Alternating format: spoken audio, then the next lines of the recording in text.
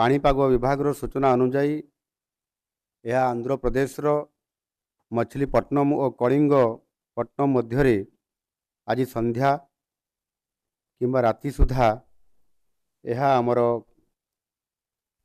काकीनडा जो स्थान अच्छी से जगार फल कर संभावना अच्छी। जदिओ ये बात्या सीधा सड़क भाव में डायरेक्टली ओडिशा रे या फल करूना बा अतिक्रम करूना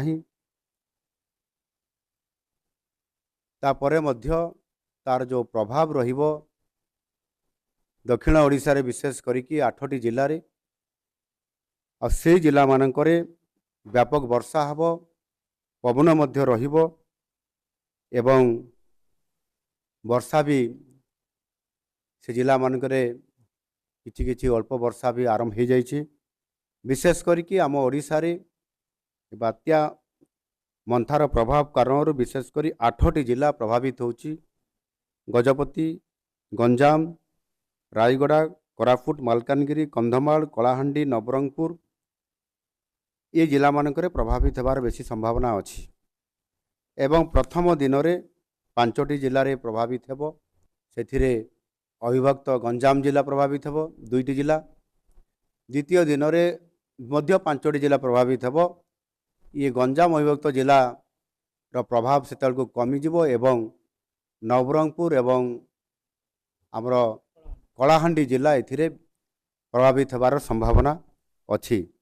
और से दृष्टिकोण आमर व्यापक भाव में ओडिशा सरकार तरफ एवं विशेष करिकी आमर डिसास्टर मैनेजमेंट जो आमर रही ए विभाग तरफ या को गत 3 दिन धरिकी आमर विभागर मंत्री मानवर सुरेश पुजारी एवं आमर एसआर सिंह जरिया या को रिव्यू करा जाइछि।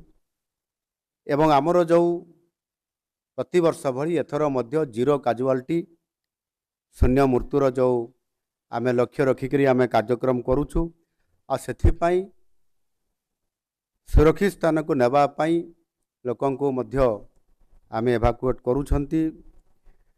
सेथिरे आमे 2048 टी बात्या बन्या आश्रय स्थल आमे प्रस्तुत करिकरी आमे रखि सारिछु।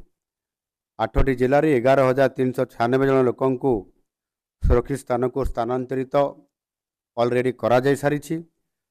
आहुरी यदि आवश्यक हम ताले 30,554 जन को मध्य नेबा पाई चिन्हट करा जायछि ता मध्य कार्यकारी करा जिवो।